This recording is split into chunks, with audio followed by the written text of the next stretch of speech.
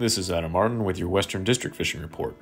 Here at Kentucky and Barkley Lakes, water temps are currently sitting around 57 degrees, and the water is pretty stained from the recent thunderstorms.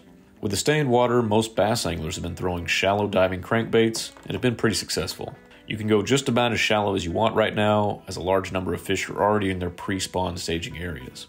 The lakes are putting out some really healthy fish right now, and most tournaments are going to take over 20 pounds to place in the top 10. The lake is projected to jump a foot or two this week, although that could change depending on rainfall. If they do increase the lake elevation as forecasted, the fishing should really heat up. The crappie fishing has been incredible for the past few weeks. Mild air temps have let a lot of anglers get out there on the water, where they are targeting crappie in the 10 to 15 foot range. Live minnows, as always, are your best bet, but a well-placed jig will work too. Most anglers are using forward-facing sonar, but spider rigging can also be very effective this time of year, and we really don't see a lot of difference between catch rates of anglers using those two techniques. Tailwater elevations and water flows are still a little bit too high for most anglers to fish, but bow anglers may be able to take advantage of the high water to access some of the backwater areas off the main river channels. As always, if you decide to get out on the water, always wear your life jackets and kill switches. Good luck. This is Tom with your fishing report from the Northeast. Things are heating up over on Cave Run Lake. Crappie are still going strong in the upper reaches of the lake and in Beaver Creek, and muskie are starting to pick up. Fish the banks warmed by the morning sun and move often for the muskie. Expect to see those smaller male muskie up first in that shallow water.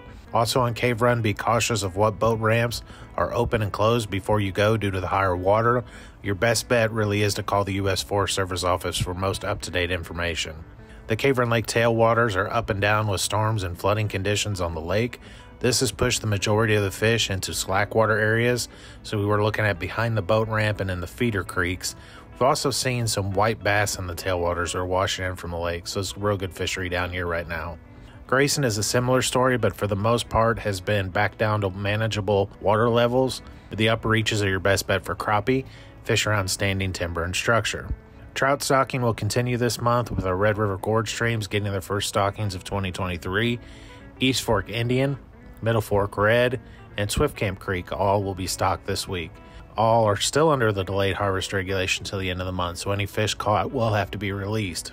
If you're looking for a mess of fish to take home with you, your local Finns Lake, Eagle Lake in Round County, Greenbow Lake in Greenup County, or Mill Creek Lake in Powell County Natural Bridge State Park are your best bets for that. That should do it for us. Wherever you go, good luck and stay safe. This is Jeff Crosby with the Central District Fishing Report. Water temperatures across the district are running in the upper 40s to mid 50s.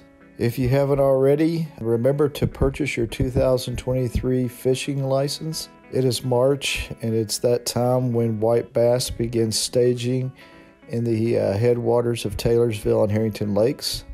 These white bass can be caught on a variety of lures that imitate minnows or shad, such as inline spinners, jerk baits, small crankbaits, or swim baits are very good baits to use this time of year. Additionally, a few saugeye could be caught in the upper portions of the Salt River above Taylorsville Lake. These fish can be caught on crankbaits or swim baits. Additionally, there's been a few reports of crappie being caught on Taylorsville Lake and Beaver, Bolts, and Elmer Davis Lakes. You can catch these crappie off deep brush piles. Also, a lot of people are catching these fish out in open water in schools. Try your luck using crappie jigs or live minnows. This is also a great time of year to get out and fish for some of the biggest bass of the year. These pre-spawn largemouth are moving up shallow. This could be a great time of year for a memorable catch. Try your luck throwing crankbaits, jerkbaits. Also, jigs or Ned rigs could be very effective this time of year. And finally, don't forget about your local Finns lakes. Many of these lakes have been stocked with trout and catfish. So check out the department's website at fw.ky.gov for a complete list of Finns lakes in your area.